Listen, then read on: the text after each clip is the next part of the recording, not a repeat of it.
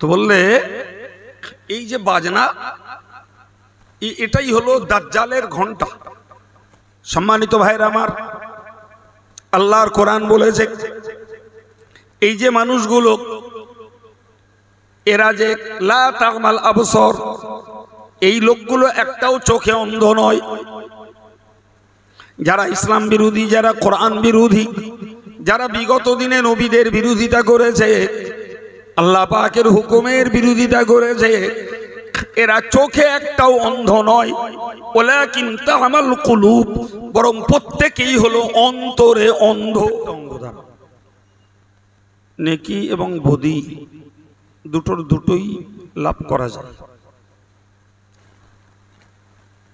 তো এই যে একই অঙ্গ,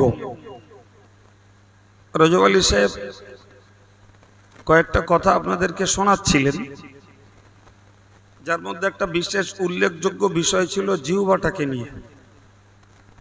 মিথ্যা, গীবত, চুগলি, পরচর্চা, মিথ্যা অপবাদ, মানুষের নামে বদনাম, এসব কটা দোষ বলো জীবের।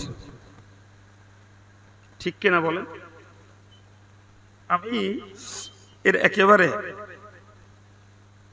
মৌলিক কথাটা আপনাদেরকে বলছি। এই মৌলিক কথাটা বুঝি আমরা, আল্লাহ শুকর। অনেক মানুষ রয়েছেন যারা হয়তো সে ব্যাপারে যোগ্য, আল্লাহ তাদের কায়েম রাখুন, আমিন। কিন্তু আমরা যারা অযোগ্য, তারা যদি কথাগুলোকে উপলব্ধি করি, হয়তো কিছু উপকার লাভ করতে পারবো। দেখুন, মানব দেহের কেন্দ্র হলো প্রত্যেকটা মানুষের কল্ব। প্রত্যেকটা মানুষের কল্ব হলো মানব দেহের সেন্টার, ওটাই রাজধানী। আর এই অঙ্গগুলো হলো ওই রাজধানীর অধীনস্থ অঙ্গরাজ্য। একটা কেন্দ্রের আন্ডারে যেমন থাকে অনেকগুলি রাজ্য, তো আমাদের এই অঙ্গ প্রত্যঙ্গগুলো সবগুলি আমাদের অন্তরের এক একটা অঙ্গরাজ্য। ফলে কেন্দ্র যদি ঠিক থাকে, তাহলে রাজ্যগুলি ঠিকঠাক চলবে আশা করা যায়। আর কেন্দ্র যদি গাইডলাইন হারা হয়, তাহলে রাজ্যগুলিও গাইড হারা হবে, লাইন হারা হবে। এটাই বাস্তব যুক্তি বলে। যে মানুষটার কল্ব ভালো, তার হাত ভালো, তার পা ভালো, তার চোখ ভালো, তার জিভ ভালো, তার কান ভালো, সবগুলো ভালো, সুবহানাল্লাহ বলে। কিন্তু কল্ব যার খারাপ, এর প্রত্যেকটা অঙ্গ খারাপ। আমার কথা বোঝা গেছে কি? মানুষের কল্ব যখন শুদ্ধ হয়, তো দেহের প্রত্যেকটি অঙ্গ এই কল্বের নির্দেশ মতো চলে। ফর এক্সাম্পল, কল্ব যদি ভালো হয়, তার ভাষা ভালো হয়, সে গালও দেবে না, চুগলিও করবে না, অযথা পরে চর্চাও করবে না, এবং কারোর নামে মিথ্যা, দোষ, বদনাম, অপবাদ কাউকে দেবে না।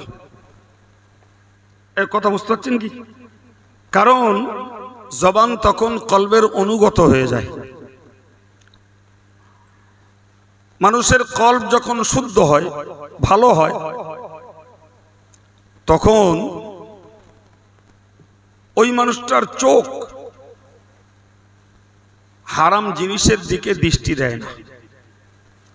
কল্ব তাকে বাধা দেয়, মানা করে দেয়, ওটা পাপের, তুমি ওইদিকে নজর দিও না। মানুষের কল্ব যখন ভালো হয়, মানুষের কান তখন ভালো হয়ে যায়। ও কান তখন অবৈধ কথা, সে গান হোক, বাজনা হোক, অকথা হোক, কুকথা হোক, সেদিকে কানও দেয় না, এবং সে জায়গায় বসেও না, জানে ওখানে সমালোচনা হচ্ছে, অযথা বসে পাপ জড় করবো না।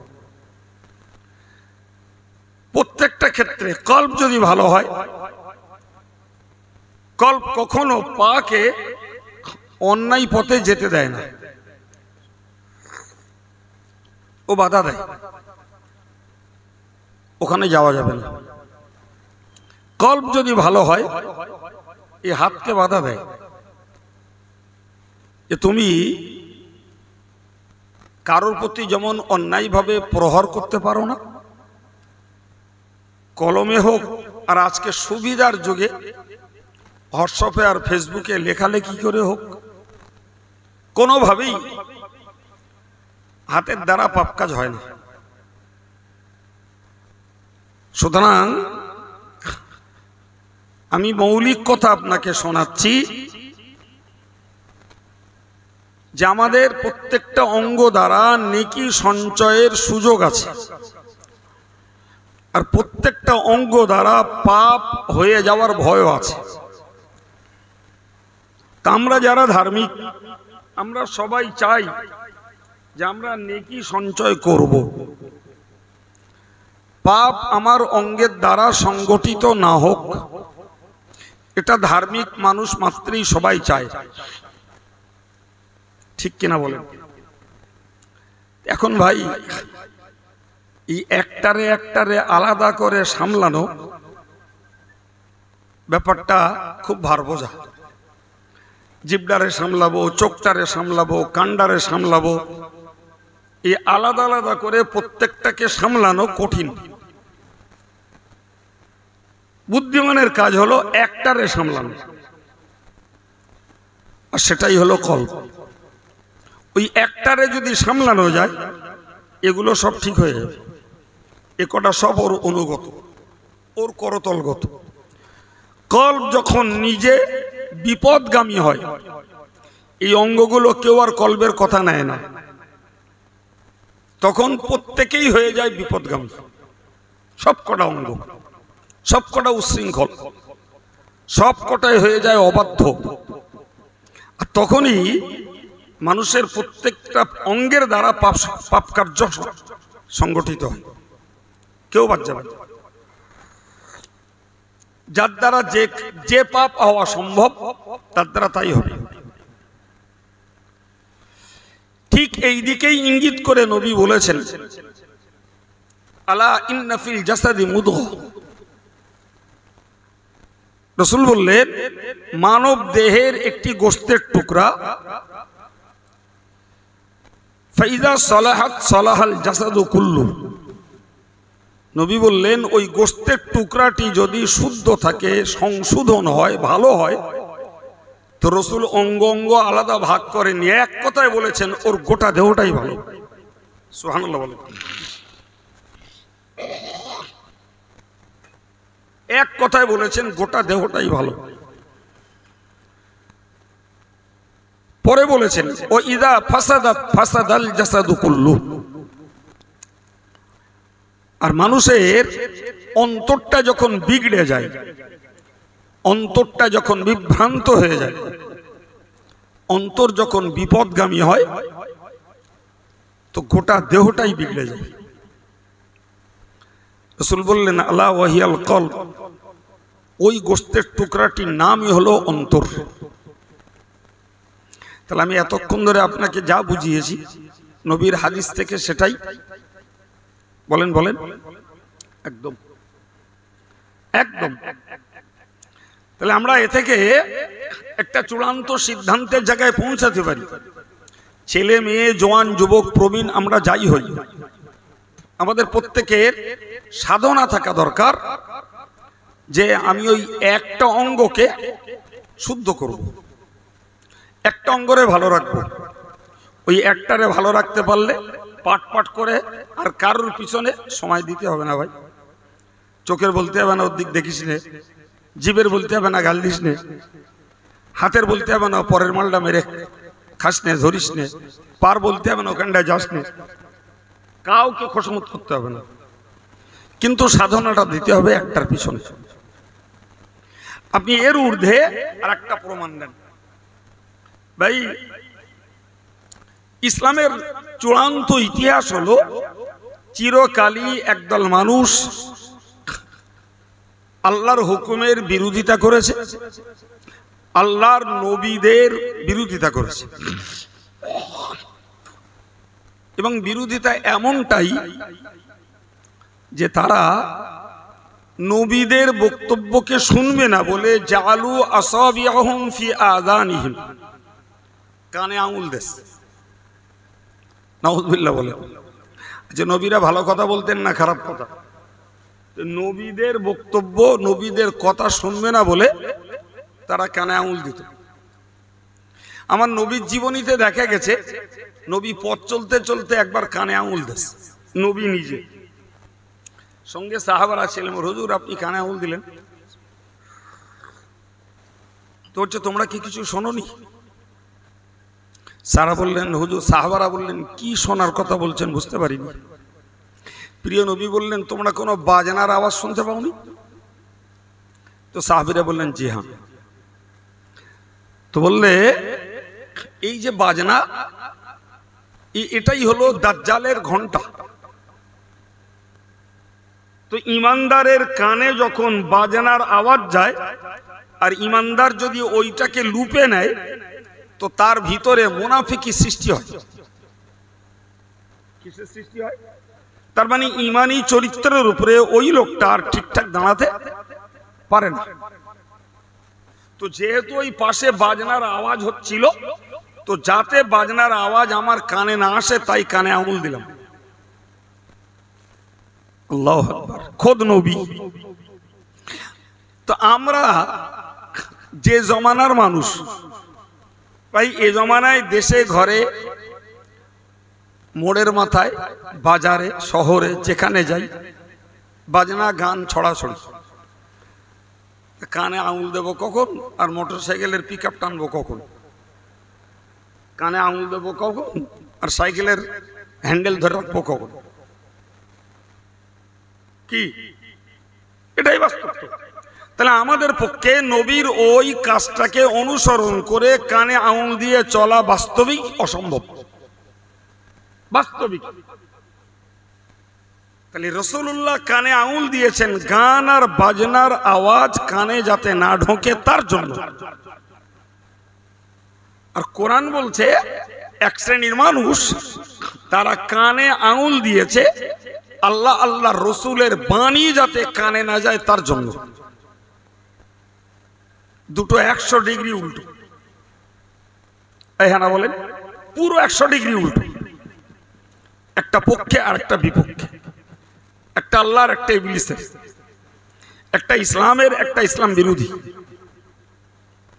প্রিয় ভাইরা আমার, তো কোরআন বলছে জালু আসাবিয়াহুম ফি আযানিহিম ওয়াস্তাগশাউ সিয়াবাহুম ওয়া আসাররু, তারা তাদের পূর্ব নীতি মত আদর্শ চালচলন ওইগুলোকে তারা মজবুতির সঙ্গে জেদ করে আর আঁকড়ে ধরত। দেখেন না, কিছু লোক আছে তাদের যদি একটা ভালো কাজের কথা বলা হয় এমনি করে না, ওজন জেদ করে বলল দূর করবো না, কি করার দিন আছে না নাই। একটা মন্দ কাজের কথা বলবেন ও পরিষ্কার বলবে করেছি করবো, আরো বেশি করে করবো। হ্যাঁ না বলেন। তাহলে কিছু লোক আছে যারা ভালো কাজ করলেও বললেও উড়িয়ে দেয়, মন্দের বিরুদ্ধে বললে আরো জেদ করে, তার মানে নীতিটা হলেই বাধা দিলে গতি বাড়ে। এই আমার কথাটা বুঝতে পেরেছেন কি? এটা বলে না বাধা দিলে গতি বলে না, কিন্তু মনে রাখবেন বাধা দিলে গতি বাড়ে এই থিওরি ইসলামের কথা বলার ক্ষেত্রে প্রযোজ্য নয়। আর আমি যদি সুদখোরের বিরুদ্ধে বলি আর সুদখোর যদি আরো বেশি করে সুদ খায়, তাই বলে বাধা দেওয়া বন্ধ করতে হবে, কোনোদিন সম্ভব না। কেউ যদি গান একটা ভলিউমে বাজায়, এখন ওরে যদি বাধা দেওয়া হয় ওরা আরো জোর করে দিল, তাই বলে কি গানের বিরুদ্ধে বলা বন্ধ করতে হবে? সুতরাং আমাদের থিওরিটাকে মনে রাখতে হবে, বাধা দিলে গতি বাড়লেও ইসলামের পক্ষে যেটা বাধা দেওয়ার সেটা দেওয়াই লাগবে। গতি বাড়ে বাড়ুক, তুই ধ্বংস হচ্ছিস, কিন্তু আমার ডিউটি আমায় পালন করতে হবে, আমার ডিউটি আমায় পালন করতে হবে। কারো যদি বলি ভাই গাল দিস না, গীবত করিস না, সমালোচনা করিস না, আর ও যদি জেদ করে বলে আরো করবো, তো সে তার জন্য ক্ষতিগ্রস্ত সেই হবে। কিন্তু আলেম আলেমের ডিউটি পালন করে বলবে এ ভাই মিথ্যা কথা বলো না, মিথ্যা সাক্ষী দিও না, কারোর নামে গীবত করো না, চুগলি করো না, অযথা অন্যের নামে মিথ্যা দোষ দিও না, অপপ্রচার করো না, এ তো আলেমের ডিউটি। এখন এ ডিউটি পালন করলে কেউ যদি মনে করে যত বলবে তত করব, ক্ষতি কার হবে? কার হবে রে বাবা? সম্মানিত ভাইরা আমার, আল্লাহর কোরআন বলেছে এই যে মানুষগুলো এরা যে লা তাগমাল আবসার, এই লোকগুলো একটাও চোখে অন্ধ নয়। যারা ইসলাম বিরোধী, যারা কোরআন বিরোধী, যারা বিগত দিনে নবীদের বিরোধিতা করেছে, আল্লাহ পাকের হুকুমের বিরোধিতা করেছে, এরা চোখে একটাও অন্ধ নয়। ওয়ালাকিন তা'মাল কুলুব, বরং প্রত্যেকেই হলো অন্তরে অন্ধ। আমার আলোচনার সামঞ্জস্যতা ঠিক আছে? অন্ধ কিসে? জোরে বলেন। তাহলে আল্লাহ কোন দিকে ইঙ্গিত করেছেন? সেই অন্তর। তাহলে আল্লাহ পাকও ইঙ্গিত করলেন, বললেন এরা আসলে যারা বিরোধী, এরা চোখে অন্ধ না, এরা কানে কালা না, এরা প্রকৃতপক্ষে মুর্দা না, মূলত এদের মুর্দা হলো এদের কল। এরা জীবনগত দিক দিয়ে জ্যান্ত, শোনার দিক দিয়ে এরা শ্রবণ শক্তি ওয়ালা, দেখার দিক দিয়ে দৃষ্টি শক্তি ওয়ালা, কিন্তু মূলত এদের মুর্দা হয়েছে, অন্ধ হয়েছে এরা কিসে বাবা?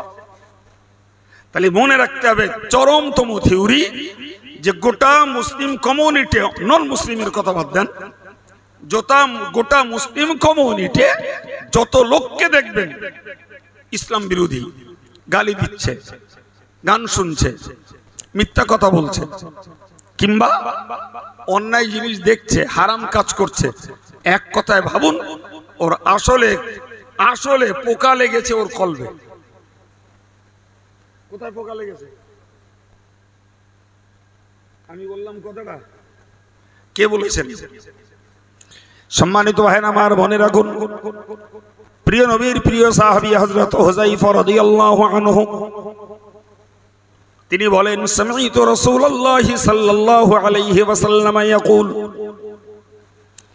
আমি নিজে কানে নবীকে বলতে শুনেছি, তুরাদুল ফিতানু আলাল কুলুব, মানুষের অন্তরের কাছে, মনের কাছে পরীক্ষামূলক বিষয়গুলোকে পেশ করা হবে।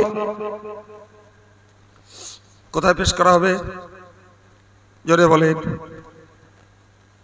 হাতের কাছে না, চোখের কাছে না, পায়ের কাছে না, মাথার কাছে না, খোদ রাসূল বলছেন ফিতনা পরীক্ষামূলক বিষয়গুলোকে পেশ করা হবে মানুষের কোথায়?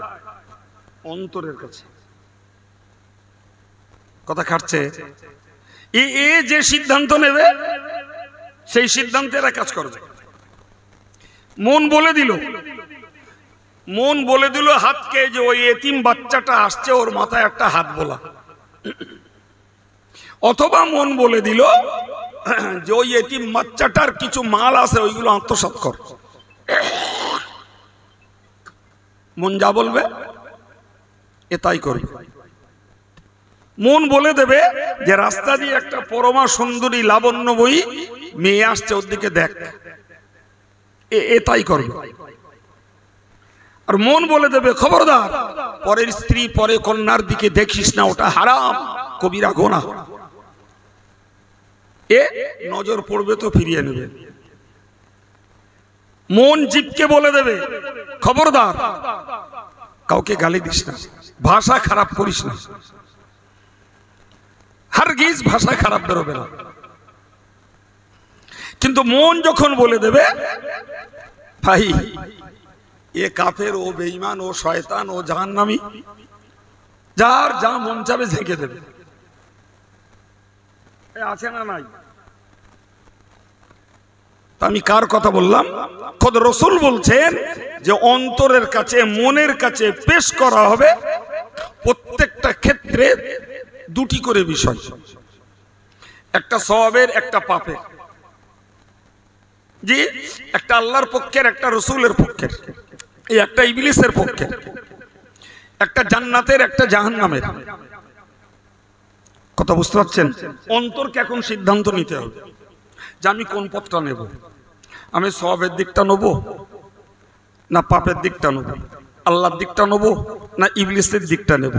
আমি সত্যটা নেব না মিথ্যাটা নেব? আমি ন্যায়টা নেব না অন্যায়টা নেব? আমার আল্লাহ বলছে, রসুল বলছেন যে মানুষের অন্তরে এরকম দুমুখী বিষয় ফেলা হবে, অন্তর যেটা সিদ্ধান্ত নেবে অঙ্গগুলো তাই করবে।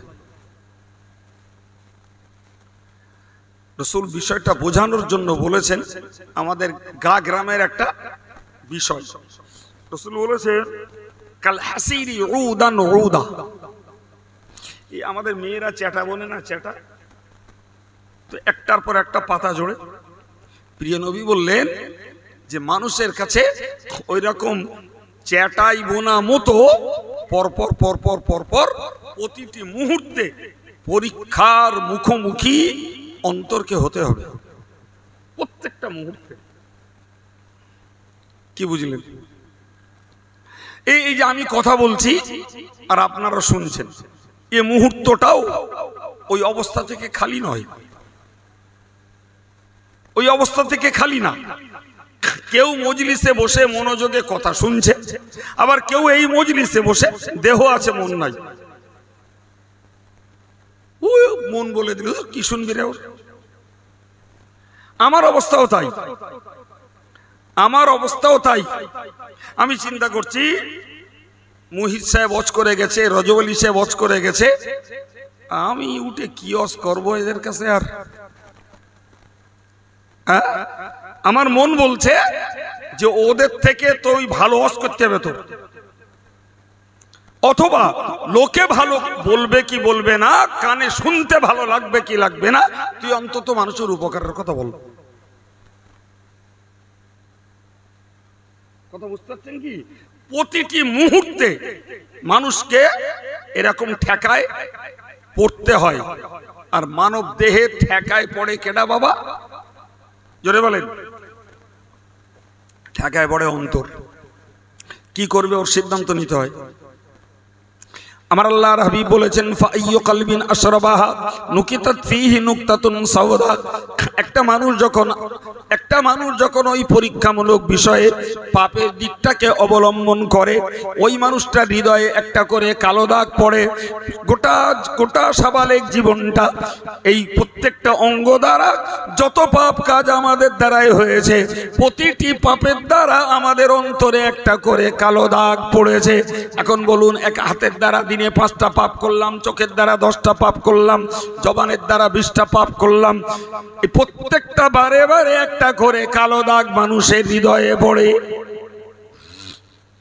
কথা আমার, হাদিসটি ইমাম মুসলিম তার সহিহ মুসলিম শরীফে উল্লেখ করেছে। প্রত্যেকটা পাপের দ্বারা, আচ্ছা মানুষ যারা পাপী হয় ভাই, একটা অঙ্গের দ্বারা দিনে একটা পাপ হয় না, বেশি হতে পারে?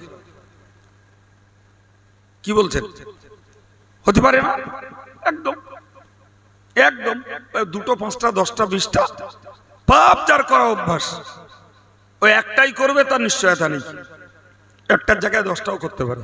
তো যতবার পাপ করবে ততকার একটা করে কালো দাগ তার হৃদয়ে পড়বে। ওয়া ইয়ু কলবিন আনকারা নুকিতাত ফীহি নুকতাতুন বাইদা। নবী বললেন যারা শরিয়ত বিরোধী দিকটাকে অস্বীকার করবে, শরীয়তের বিরোধী বিষয়টাকে যারা উপেক্ষা করে সওয়াবের পক্ষ, ন্যায়ের পক্ষ, সত্যের পক্ষ, আল্লাহ রসুলের পক্ষ, জান্নাতের পক্ষ যারা অবলম্বন করবে, এদের কলবে একটা করে সাদা দাগ পড়বে। সুবহানাল্লাহ। আলহামদুলিল্লাহ। কথা ক্লিয়ার? এরপরে নবী বললেন হাত্তা তাসির আলা কলবাইন। লেটেস্ট মানুষের অন্তর দুভাগে ভাগ হয়। আমাদের মানুষ মানে তো আমরাই। রাসূল বললেন অন্তর দুটো ভাগে ভাগ হয়। কিরকম? আবিয়াদুন মিসলুস সফা। সুবহানাল্লাহ। এক প্রকার অন্তর হয় এত ধবধবে সাদা। কি শব্দ বলেছি? এমনি সাদা আর বিরাট গাঢ় সাদা হলি আমরা তারে বলি ধবধবে সাদা। তো রাসূল বললেন এক পর্যায়ের মানুষের অন্তর হবে এত ধবধবে সাদা। প্রিয় নবী বলেন যে এই একটা পাথর আছে মিসলুস সফা। এই পাথরটার চরিত্র হলো মানুষের দৃষ্টিশক্তি যত দূর যায় আর ওই পাথরটার উপরে যদি একটা ধূলিকণা পড়ে থাকে সেটাও দৃষ্টিতে ধরা পড়ে। ওই পাথরটার নাম হলো মরমর পাথর। কি বুঝলেন? তো প্রিয় নবী বলছেন যে মানুষগুলো শরীয়ত বিরোধী কাজটাকে উপেক্ষা করে আল্লাহ, আল্লাহ রসুল, জান্নাত, ন্যায়, সত্য, সওয়াব এই দিকটা অবলম্বন করে তার হৃদয়টা হয়ে যায় মরমর পাথরের মতো সাদা। সুবহানাল্লাহ। একদম প্রিয় নবী সাল্লাল্লাহু আলাইহি ওয়াসাল্লাম বললেন আইয়ু কলবিন আনকারাহা নুকিতাত ফীহি নুকতাতুন বাইদা আবিয়াদুন মিসলুস সাফা ফালা তাদুররুহু ফিতনাতুন মা দামাতিস সামাওয়াতু ওয়াল আরদু। নবী বললেন আসমান এবং জমিন যতদিন পর্যন্ত টিকে থাকবে ওই লোকগুলো যদি ততদিন পর্যন্ত বেঁচে থাকে ওদেরকে কোনো পাপ স্পর্শ করতে পারবে না। কোনো পাপ ওদের স্পর্শ করবে না। দুনিয়ার কোনো ফিতনা ওদেরকে ক্ষতি করতে পারবে না। দুনিয়ার কোনো বিভ্রান্তির জালে ওরা জড়াবে না। ওরা ওদের নিজস্ব কর্তব্য সাধনে ব্যস্ত থাকবে। পৃথিবীতে ইসলাম বিরোধী কতই না তাণ্ডব চলবে, কিন্তু কোন তাণ্ডবে তাকে জড়াতে পারবে না। সুবহানাল্লাহ বলুন। এটা কাদের? যারা আগে থেকে কলবটাকে পাপ থেকে রক্ষা করতে পেরেছে, তাদের অন্তরটাতে সাদা দাগ পড়ে ওই অন্তরের চরিত্রটা এমন জায়গায় পৌঁছে গেছে যে পৃথিবীর আসমান এবং জমিনের কোনো কিছু তাদের কোনো ক্ষতি করতে। পৃথিবীতে সুদ চলছে না, গান চলছে না, মদ চলছে না, নারীবাজি চলছে, যা মিথ্যাচারিতা চলছে না, পরের ফাঁকিবাজি চলছে, লটারি কাটা চলছে, জি নাকি চিটফান্ডের ব্যবসা চলছে, কোনো কিছুর দিকে তাদের পরোয়া নেই। চিল্লে বলেন সুবহানাল্লাহ। বাবা এরা কিছু লোক আছে না নাই? হ্যাঁ না বলেন। আজকের সরকারি সুযোগ, বেসরকারি সুযোগ এবং বিভিন্ন কোম্পানির সুযোগ, কত রকমের অবৈধ রাস্তায় কামাই করার, উন্নতি করার কত সুযোগ না আছে। আছে না নেই বাবা? জি ভাই, এক অংশ মানুষ সেগুলোকে সমর্থন করলেও সবাই করে বাপ। এর নাম হলো ফিতনা। তো রাসূল বললেন আসমান এবং জমিন যতদিন থাকবে ততদিন পর্যন্ত কোনো ফিতনা এদেরকে গ্রাস করতে পারবে না, কোনো ফিতনা এদেরকে গিলতে পারবে না, বরং সমাজে, দেশে উদ্ভূত সমস্ত রকমের ফিতনা থেকে তারা নিরাপদে থাকবে। ভাই এই কঠিন যুগে আমাদেরকে আল্লাহ পাকের কাছে কামনা করা উচিত, আল্লাহ জগৎ জুড়ে যত ফিতনার তাণ্ডব চলছে তুমি আমাদেরকে ফিতনার হাত থেকে রক্ষা করো। চাওয়ার দরকার আছে না নাই? পরের অংশের কথা বুঝুন। আল্লাহ পাক নবী বললেন আল আখারু আসওয়াদান মুরবাদান কালকুজি মুজাখিয়ান। হুজুর বলেছেন দ্বিতীয় শ্রেণীর অন্তর, যাদের অন্তরগুলি আল্লাহর পরীক্ষাতে ফেল করেছে, যে অন্তরগুলি নিজের হৃদয়টাকে কালিময় করে তুলেছে, পাপের কালিতে গোটা অন্তরটা স্পট পড়ে গেছে। হুজুর বলেছেন ওই লোকগুলো হলো ওই লোকগুলোর হৃদয় হলো, অন্তরটা হলো উপুড় করা পাত্রের মতো। উপুড় করা পাত্র আমরা কেউ বুঝতে বাকি রাখিনি ভাই। একটা উপুড় পাত্র যদি উপুড় করে দিই, আর সারা রাত যদি মুষলধারে বৃষ্টি হয় বাপ, আর সকালবেলা পাত্রটারে চিৎ করি, ওতে এক ফোঁটা পানি পাওয়া যাবে? এক ফোঁটা পানি? আমার দেওয়া উদাহরণ না বাবা, খোদ নবী দিয়েছে, আমি দেই নাই। আমি শুধু হাদিসের আরবি কোটেশনটাকে বাঙালি ভাইদের কাছে বাংলায় রূপান্তর করছি। রসুল বললেন, যারা পাপ করে করে অন্তরটাকে কালিময় করেছে, ওদের হৃদয়টা হলো উপুড় করা। ওরা ওয়াজের মজলিসে বসবে, ওরা ঈদগায় যাবে, ওরা মসজিদে যাবে, জি ওরা বিভিন্ন ইসালে সওয়াবে যাবে, কিন্তু পাত্র তো উপুড় করা। মসজিদে গেল, ইমাম সাহেব কি বললো ও ঝেঁকবে না। ওয়াজের মজলিসে গেল, বক্তা হুজুর কি বলেছে ও ঝিঁকবে না। কোন পীরের খানকায় গেল, পীর সাহেব কি বলেছে ও ওতে ঝিঁকবে না। কানে শুনবে বলো, কান তো খোলা, এ তো যন্ত্র, এর কাজে করবে। কথা বললে, আওয়াজ করলেই ক্যাচ করবে, কিন্তু শুধু আওয়াজ ক্যাচ করে কেউ হেদায়েত হওয়া যায়? বলেন বলেন না বাপ। সম্মানিত ভাইরা আমার, প্রিয় নবী বললেন ওই লোকগুলোর চরিত্র হলো লা ইয়ারফু মারুফান ওয়ালা ইউনকিরু মুনকারান ইল্লা মা উশরিবা মিন হাওয়াহু। ওই লোকগুলোর চরিত্র হলো যে ওই লোকগুলো ভালোকে ভালো বলে কখনো চিনবে না, ভালোটাকে ভালো বলে কখনো গুরুত্ব দেবে না, মূল্য দেবে না, ভালোটাকে ভালো বলে কখনো মান্যতা দেবে না। ও হুজুর যতই ভালো বল, ওর কাছে খারাপ। যতই ভালো বলুক, কোরআন দে বলুক, হাদিস দে বলুক, এজমা দে বলুক, কেয়াস দে বলুক, পীরওয়ালিদের জীবনী দে বলুক, ও আসলে তো উপুড় করা। ও একটারও ভালো। ওয়ালা ইনকিরু মুনকারান, তাদের হৃদয়গুলো এত নির্বোধ হয়ে গেছে, এত অবুঝ হয়ে গেছে যে খারাপটা কেউ খারাপ বলে ঘৃণাও করবে না।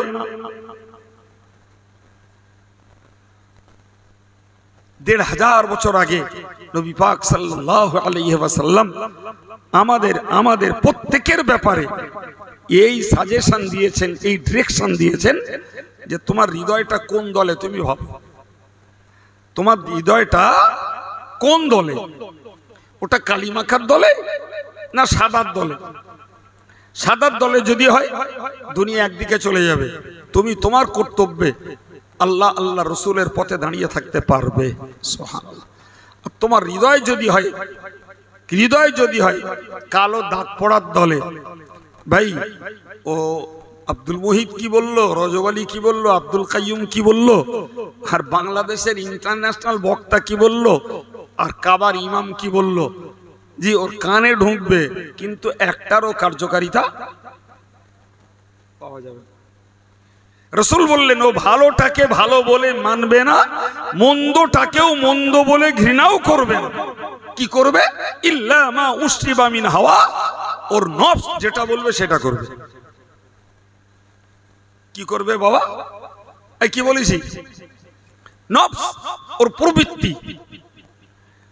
প্রবৃত্তি যেটাই বলবে সেটাই করবে।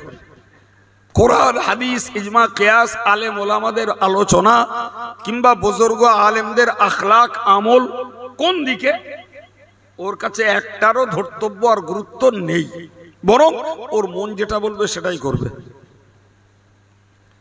প্রিয় ভাইরা আমার, আমি আপনাকে বুঝিয়ে এনেছি আবার ওই জায়গাটায় যে মানুষের অন্তরটাকে যদি ঠিক করা যায়, আমি আমারটা করি, আপনি আপনারটা করেন, অন্তরটাকে যদি শুদ্ধ করা যায়, সংশোধন করা যায়, ঠিক করা যায়, বিশ্বাস করুন গোটা দেহের প্রত্যেকটা অঙ্গ কোরআন হাদিসের পক্ষে চলবে। সুবহানাল্লাহ। আর অন্তর যদি বিগড়ে যায়, কে কত অজ করে যাবে রে বাপ, খানিকক্ষণ মনে থাকবে, পরক্ষণেই যাতা। এই বিশ্বাস হয় আমার কথা? পরক্ষণেই যাতা। সেই জন্য এই সব কটার পিছনে খাটার তুলনায় একটার পিছনে মেহনত করা ভালো। হাতের পিছনে আলাদা মেহনত দেবো না, চোখের পিছনে দেবো না, কানের পিছনে দেবো না, জিভের পিছনে দেবো না, একটার পিছনে মেহনত দেবো, সেটাই হলো কলব। ওইটারে সোজা করার দরকার। জি, ওইটাকে যদি লাগাম লাগানো যায়, ঠিক করা যায়, বিশ্বাস করুন দেহের সব অঙ্গগুলো সব সুবোধ, অনুগত, বিনয়ী, নম্র হয়ে যাবে বাপ। আরে এ যদি উচ্ছৃঙ্খল হয়, সব কটা উচ্ছৃঙ্খল।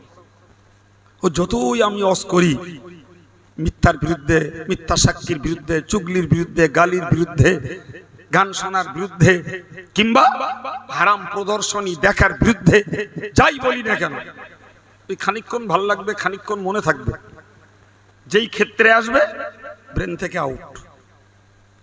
ও গাল দেওয়ার জায়গায় গাল দিয়েও ফেলবে, গান শোনার জায়গায় গান শুনেও ফেলবে, অবৈধ জিনিস দেখার মৌকা পড়লি দেখেও ফেলবে। এই বুঝতে পারছেন আমার কথা?